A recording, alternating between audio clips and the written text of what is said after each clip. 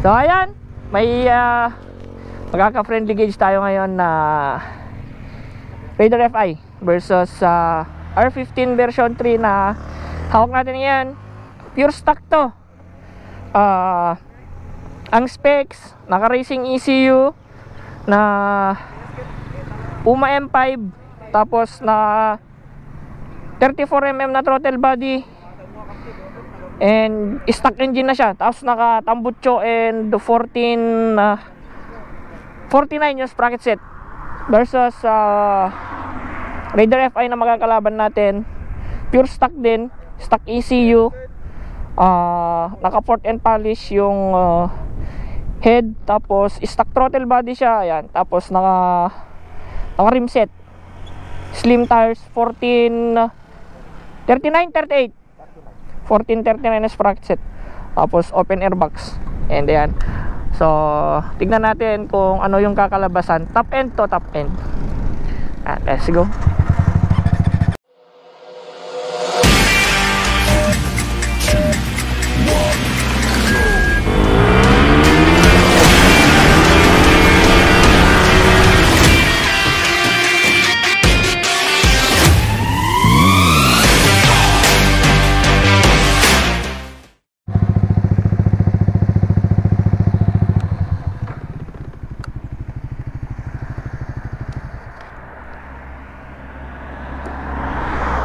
So ayan, antayin lang muna namin maging clear para mas safe yung friendly gauge natin, mga sir.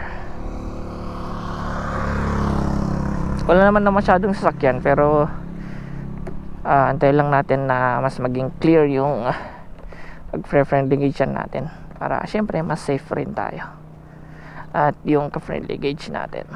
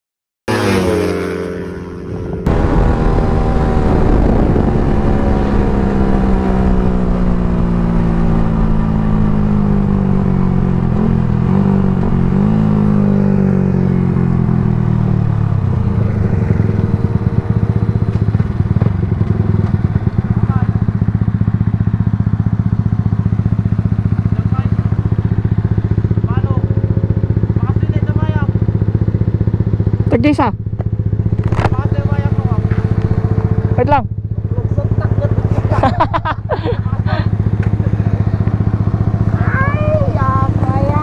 Maminsan pa ipakastoy, maminsan pa ipakastoy. Uy.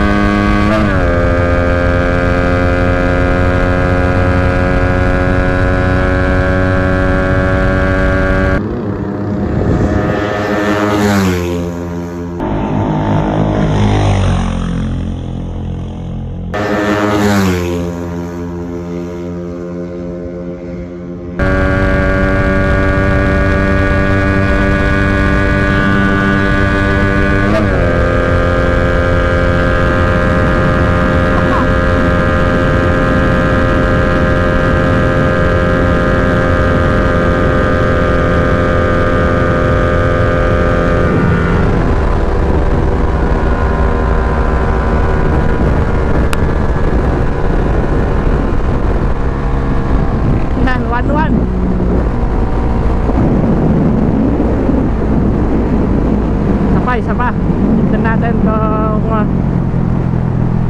sino yung mananalo mga sir.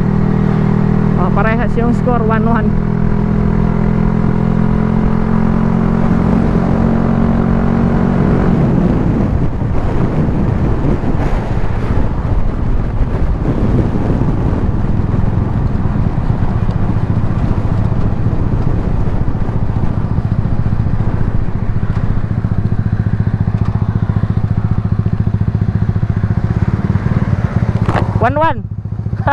Antayin lang natin ulit maging clear yung pag-friendly gauge natin mga sir, para syempre mas safe tayo ng ka-friendly gauge natin. Okay, yes sir.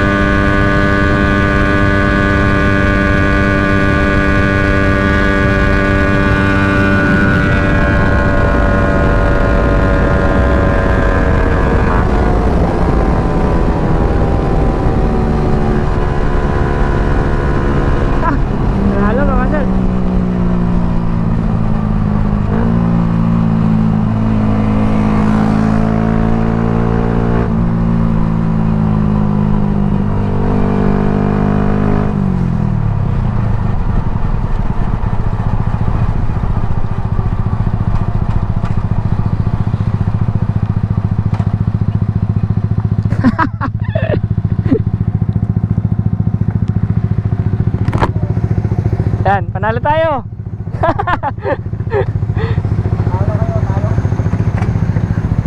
Oh, yan yung nakalaro natin. Tapos ito naman yung gamit natin. Yung kay Boss Hedrick. And sana nagustuhan nyo yung video na yan mga sir. Lakas talaga na itong R15 na dito.